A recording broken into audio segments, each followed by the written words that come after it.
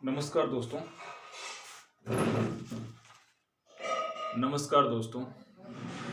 हम economic survey का discuss कर रहे थे जिसमें हमने पंचायती राज की बातें की, ग्रामीण विकास की बातें की। आज हम कृषि व समन क्षेत्र की बातें करेंगे, इकोनॉमिक सर्वे की बातें करेंगे। इसमें सीधी-सीधी बातें करेंगे कि कहाँ से क्या क्वेश्चन आएगा। मतलब हम 2019, 20, 20 और 21 का डेटा डिस्कस करेंगे इसमें।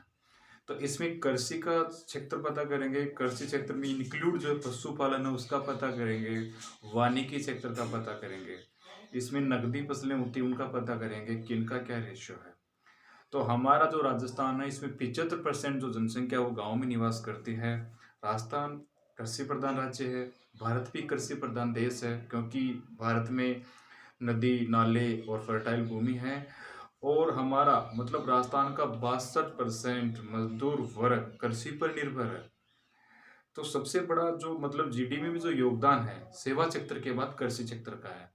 उद्योग क्षेत्र का तीसरा कैटेगरी आता है। उद्योग क्षेत्र में राजस्थान पिछड़ा हुआ है। तो राजस्थान का क्षेत्रफल 3,42,239 है। और सबसे ज्यादा खरीफ की फसल बोई जाती है, मतलब 65% राजस्थान के हिस्से पे बोई जाती है फसल। तो हमें इन चीज़ों का पता रखना, बेसिक चीज़ें पता करेंगे तो हम इकोनॉमिक सर्वे में ये बातें पता करेंगे कि राजस्थान का कृषि में क्या स्टेटस है, कृषि के अंदर राजस्थान की क्या स्थिति है। इकोनॉमिक सर्वे में ये बातें करेंगे तो इनको डायग्राम से समझेंगे तो बिल्कुल ये टॉपिक 3-4 क्लास में कंप्लीट होगा। तो आप एक एक चीज़ को बारीकी से समझे। कोई इतना लाग लपेट वाला नहीं है, इतना कंफ्यूजन टॉपिक नहीं है। बस थोड़ा थोड़ा बातों को ध्यान से सीखते जाएंगे तो सारी चीज़ें क्लियर हो जाएगी। सीधा और सीधी बात करेंगे, कोई घुमा फिरा के बात नहीं करने वाले। तो हमारा यहाँ से यही शुरू करने वाले हैं, कृषि व समन क्षेत्र, कृषि व समंत समंत क्षेत्र मतलब पशुपालन आ जाएगा। तो इसमें हम यही समझ रहे हैं राजस्थान में 75% जो लोग हैं वो गांव में निवास करते हैं, गांव में निवास करते हैं। और 62% लोग पूरी तरह से कृषि पर निर्भर है, कृषि पर निर्भर है। और कृषि मानसून पर निर्भर है। और मानसून डिपेंड करता है कि राजस्थान में देखो, मैं कुछ मौखिक बातें बताना चाहूंगा। मानसून भारत में जुआ का खेल है। जब चाहे ज्यादा वर्षा हो जाती है, जब चाहे कम वर्षा होती है। तो सारा का सारा जो खेल है मानसून पे डिपेंडेड अपना पूरा का पूरा खेल। तो राजस्थान में तो मानसून को लेके विषम परिस्थितियां पाई जाती है। अरावली का समानांतर होना, मतलब बेमौसम वर्षा होना, जैसे पश्चिमी विक्षोभों का, कई सारी चीजें हैं। रेगिस्तान सबसे ज्यादा है राजस्थान में, 65% भाग कवर, 60% 60 से 65% भाग कवर कर रखा है। तो राजस्थान में विषम परिस्थितियां होने के कारण कृषि के जो हालात हैं वो कैसे हैं, क्या है।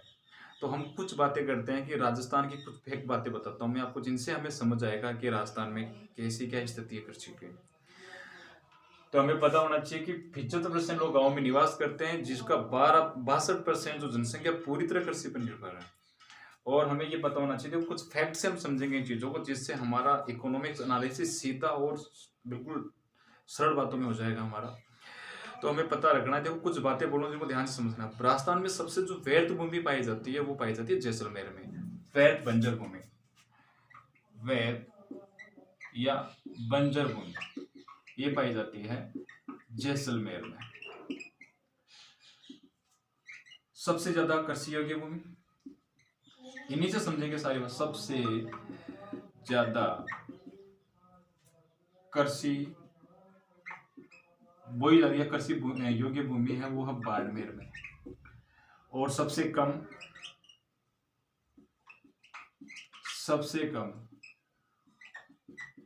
कृषि योग्य भूमि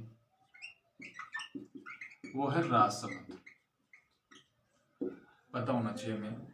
बेहड़ सबसे ज्यादा पाए जाएंगे धौलपुर के अंदर। इन्हीं से बातें हमें समझ आएगी। राजस्थान में सबसे ज्यादा जो सिंचाई होती है वो नलकूपों से होती है। राजस्थान में सबसे ज्यादा सिंचाई होती है वो नलकूपों से होती है। और राजस्थान में कुछ ऐसी फसलें हैं जिनमें राजस्थान एकाधिकार रखता है, जो इन्हीं से समझ में आएंगे कि अब इनका इकोनॉमिक सर्वे क्या कहता है। तो सबसे ज्यादा कृषि योग्य भूमि बाड़मेर में, सबसे कम कृषि योग्य भूमि है राजसमंद में, और सबसे वैध और खराब जो बेडलैंड है वो जैसलमेर के अंदर है। सबसे ज्यादा बेहड़ जो है वो धौलपुर में पाए जाते हैं। भियोड़ी की रानी करौली को कहते हैं। लेकिन कृषि से हमें सरफेस एरिया का पता होगा तभी कृषि समझ में आएगी, तो हमें यहाँ पे समझना होगा। तो कुछ फसलें ले रहा हूँ जिनमें राजस्थान एकाधिकार रखता है, तो ध्यान से देखना। जैसे बाजरा, बाजरा को राजस्थान का गौरव कहते हैं। बाजरा, सरसों, मेथी, जीरा, धनिया, गवार, मोठ और जैतून। देखो जैतून रिफाइनरी और बीकानेर में लगाई गई है, तो जैतून। तो बाजरा, सरसों, मेथी, जीरा, धनिया, ग्वार, मोठ, जैतून, इनमें राजस्थान पूरे इंडिया में एकाधिकार रखता है। सबसे ज्यादा पैदावार राजस्थान में होती है। बाजरा का क्वेश्चन, राजस्थान का गौरव किस फसल को कहते हैं?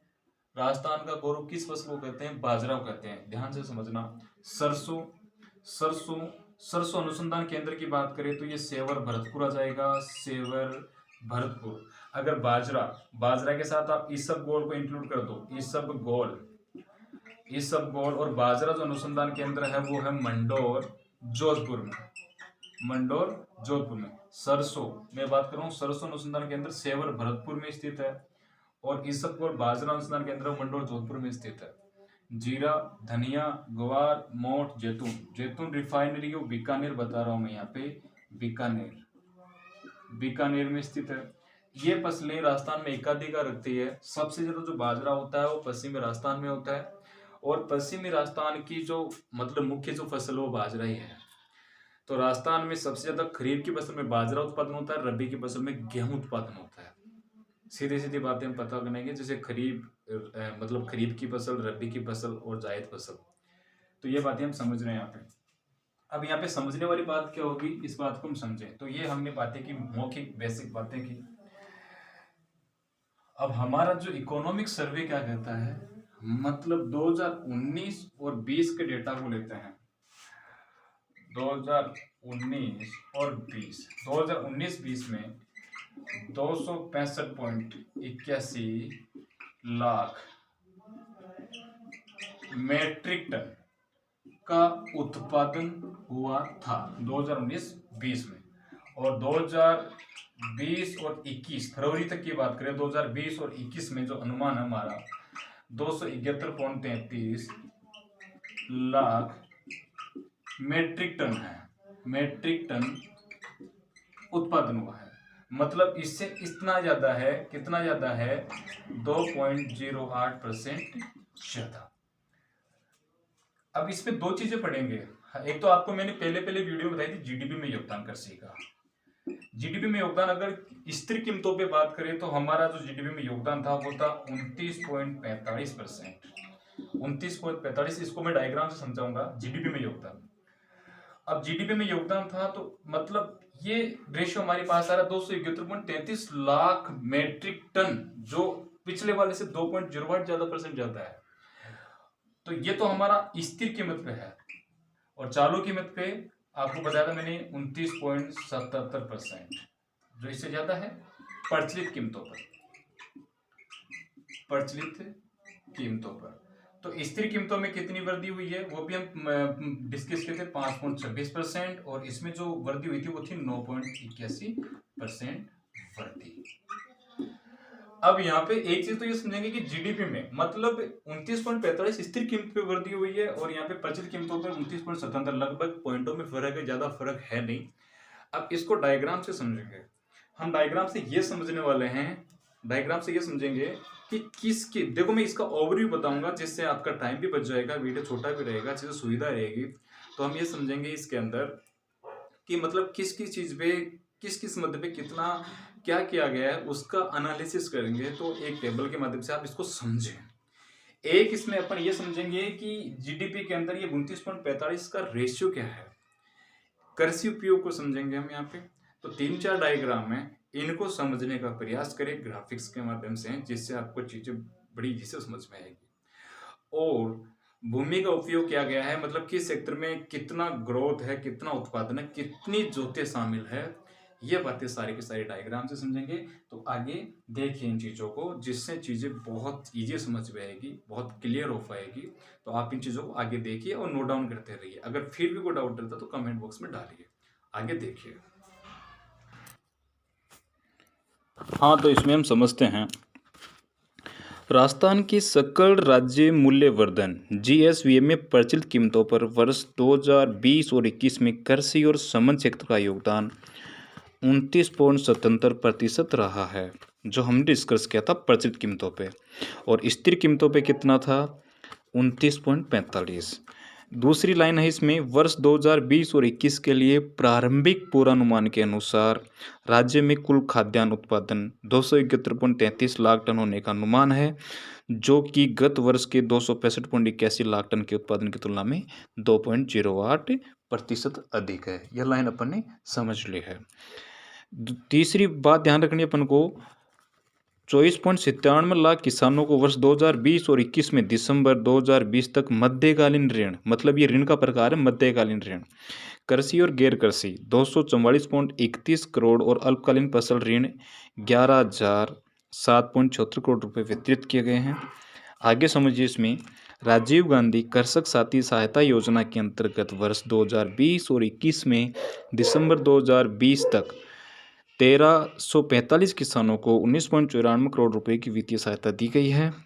वित्तीय वर्ष 2020-21 के दौरान दिसंबर 2020 तक 9,504 हेक्टेयर अतिरिक्त सिंचाई क्षमता का सृजन किया गया है। आगे देखो, हम आगे जो पशुपालन समझेंगे उसमें समझेंगे वर्ष 2020 और 21 के दौरान पशुओं की बीमारी को नियंत्रित करने के लिए 134.38 लाख टीकाकरण किए गए हैं। नस्ल सुधार के लिए 2.18 लाख बड़े पशुओं और 3.88 लाख छोटे पशुओं का बांध्यकरण और 24.62 लाख कृत्रिम गर्भाधान दिसंबर 2020 तक कर दिए गए हैं। इसी में हम एक मतलब योजनाएं पढ़ेंगे जहाँ पे ये बात बड़ी इंपॉर्टेंट होगी, जो ये मौखिक हमें पता होनी चाहिए।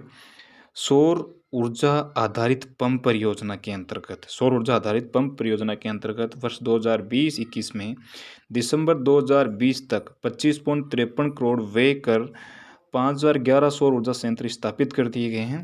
ये जानकारी आपको अब देखो, हम यहाँ पे समझेंगे कृषि एवं समन्वित क्षेत्र के उप क्षेत्रों का प्रचलित मूल्य पर, मतलब जो हम जीडीपी समझ रहे थे 29.77 जो योगदान था, तो ये अपने आप में 100% है। तो इसमें क्या क्या चीज़ें शामिल है? देखो, इसमें फसलों का योगदान जोड़ा जाए तो फसलों का जो योगदान है कुल, वो 48.36% के बराबर है। अगर पशुधन के योगदान को जोड़ा जाए तो पशुधन भी बहुत ज़्यादा योगदान दे रहा है, 42.65% के बराबर है। वानिकी यानी वनों को जोड़ा जाए, इनका भी योगदान 8.67 के बराबर है, 8.67%। और मत्स्य को देखा जाए तो ये 0.34% इसमें अपना योगदान देते हैं। तो ये अपने आप पे 100% है। 100% मतलब 29.77% अपना योगदान दे रहे हैं जीडीपी के अंदर। जो दूसरा सबसे बड़ा जीडीपी में योगदान क्षेत्र है, सबसे ज़्यादा जो योगदान है वो सेवा क्षेत्र का है, सर्विस सेक्टर का। तो ये डायग्राम हमें बना लेना है, इसको अच्छे से समझना है।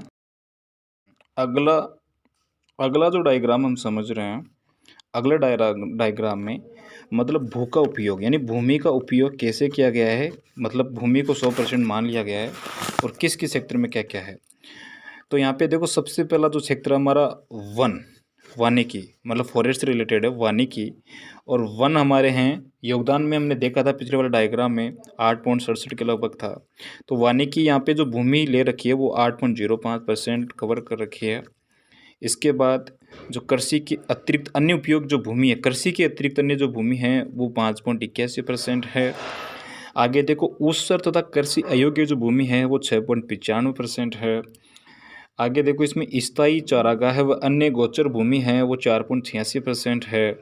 आगे देखो, वृक्षों के झुंड तथा बाग जो बने हुए हैं वो 0.8% के लगभग बने हुए हैं। बंजर भूमि को देखा जाए तो 11.4% बंजर भूमि व्याप्त है। आपको पूछ ले, बंजर भूमि का रेशियो इस बार रहा है। अन्य जो चालू पड़त भूमि है वो 6.14% है। चालू पड़त देखो तो 5.22% है। और इसमें शुद्ध बोया गया जो क्षेत्रफल है वो 51.85% है। इन तीनों डायग्राम से हमें समझ आ रहा है कि हमारी जो कृषि जो भू उपयोग जो सांख्यिकी है वो डेटा 2018-19-20 के बेसिस के हिसाब से कैसे यूज हो रहा है, वही सेम टू सेम बेसिस रहा है 2020-21 में। तो इसमें कोई बदलाव नहीं किया गया। तो इस डायग्राम को आप ध्यान से समझें, इसको बनाएं, बार बार देखें, जिससे हमारी चीज़ें बिल्कुल क्लियर हो पाएगी। इसलिए मैंने डायग्राम से समझाना बेहतर समझा है, आप इसको समझें। आगे देखिए, अगला डायग्राम समझो। देखो इसमें राज्य में खरीफ और रबी फसलों का क्षेत्रफल उत्पादन बताया गया है 2018-19, 2019-20 का अंतिम, 2020 और 21 का अग्रिम डेटा डिस्कस कर रहे हैं। तो इसमें देखो पहला कॉलम है जो अनाज, दलहन, खाद्यान्न, तिलहन, गन्ना, कपास, रुई, इनको लेके इनके अलग अलग कॉलम हैं। आगे इसमें देखिए क्षेत्रफल के हिसाब से लाख हेक्टेयर में दे रखा है और उत्पादन लाख टन में दे रखा है।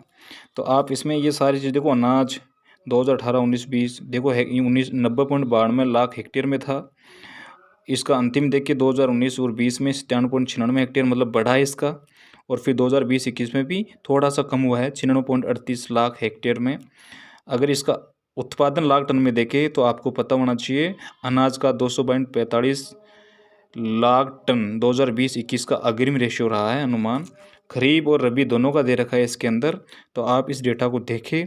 देखो खरीफ के अंदर 2020-21 का देखिए 90.41 लाख टन और रबी का देखिए 132.4 लाख टन। आगे देखो इसमें दलहन में देखो इसमें मतलब आप इसमें लाख हेक्टेयर देखोगे तो दलहन का देखो 2020-21 में 64.81 लाख हेक्टेयर में, और इसका जो अग्रिम उत्पादन है दलहन का वो टोटल है, मतलब इनको जोड़ के किया गया है 48.88 लाख उत्पादन टन ये है। तो खरीफ और रबी दोनों का 20-1 और 28-87 दोनों को टोटल करके बता दिया गया है ऊपर, इसमें देखे ध्यान से। आगे देखो इसमें ए और ब दोनों को मिला के टोटल कर दिया गया है 271, ये टोटल नहीं का जोड़ा हुआ है, तो आप इसको देख लें। आगे देखो इसमें तिलहन का देख लो डायरेक्ट। तिलहन का अगर इसमें लाख हेक्टेयर पूछे तिलहन का तो 52.65 लाख हेक्टेयर में है, और इसका अग्रिम जो 2020-21 का जो उत्पादन जो लाख टन में वो 27.15 लाख टन है। रबी और फिर खरीफ का दोनों को मिला के 37 और 49 दोनों को मिला के बताया गया है।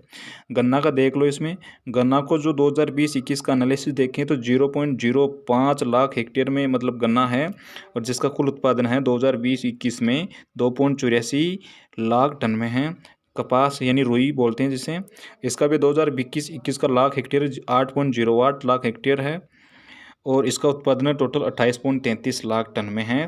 तो इस को टेबल को समझें तो ज़्यादा ध्यान नहीं देना इसके ऊपर, लेकिन सीखना ज़रूर है क्योंकि हम एनालिसिस कर रहे हैं। तो ये तीनों चारों टेबल आपको ध्यान से देखनी है, इनको समझना है। आगे देखिए इसमें, तो आपने चारों टेबल्स को ध्यान से समझा है ग्राफिक्स के माध्यम से डेटा को लिखे। तो ये ओवरव्यू के रूप में पहले टेबल को समझा। दूसरा मतलब हमने ये समझा कि जीडीपी के अंदर किस सेक्टर का कितना योगदान है, 29.77 वाला जो प्रचलित कीमतों के ऊपर किस किस का क्या क्या रेशियो है। भूमि का उपयोग समझा हमने, और हमने समझा कि किस सेक्टर में किस भूमि का मतलब कितना हेक्टेयर यूज किया गया और क्या उत्पादन रहा है अलग अलग रेशियो में। तो ये टेबल्स बना लीजिए और इसके अच्छे नोट्स डिस्कस कीजिए, जिससे आपको बातें क्लियर आएगी, समझ आएगी। जो भी बच्चा इसको देख रहा है उसको लाइक करे, कमेंट करे, सब्सक्राइब करे और बताए और नोट्स बनाएं। और हमारा जो टाइम है बहुत क्रिटिकल चल रहा है, इस टाइम का सदुपयोग करें। टाइम निकल जाएगा, चीज़ें यहीं रह जाएगी, सब कुछ नॉर्मल जाएगा। फिर पूछेंगे अपने आप से कि हमने इतने दिन क्या किया है। तो आप प्लीज़ मेंटेन टाइम और ध्यान रखें स्वास्थ्य का। ओके, थैंक यू, धन्यवाद।